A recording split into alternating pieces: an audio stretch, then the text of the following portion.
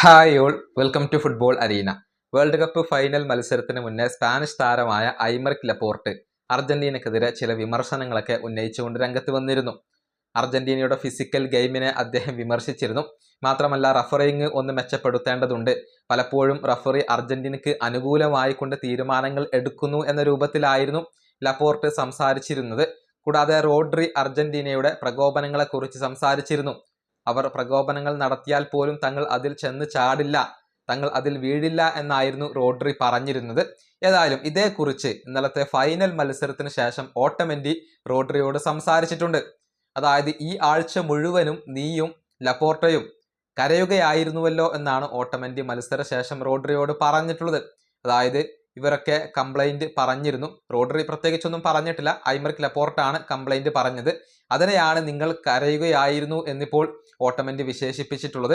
ഓട്ടമെന്റിയും റോഡ്രിയും തമ്മിലുള്ള സംഭാഷണം ഇങ്ങനെയാണ്.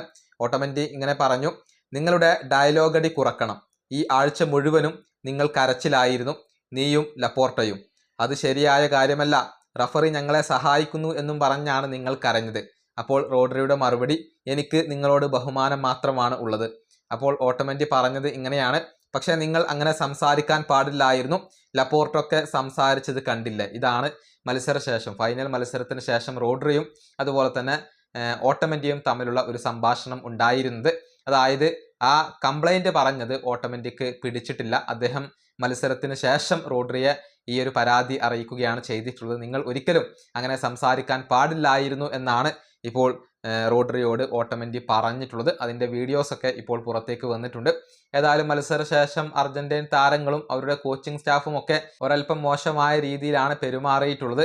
തിയാഗോ അൽമേഡ, ലിയാൻഡ്രോ പരേഡസ് എന്നിവരൊക്കെ കളിക്കളത്തിൽ വെച്ചുകൊണ്ട് സ്പെയിൻ താരങ്ങളെ കയ്യേറ്റം ചെയ്യുന്ന വീഡിയോ ദൃശ്യങ്ങൾ ഇപ്പോൾ വലിയ രൂപത്തിൽ വൈറലായിട്ടുണ്ട്. ഈ വീഡിയോ അവസാനിപ്പിക്കുന്നു. അടുത്ത ടീമായി കൊണ്ടും കാണാം.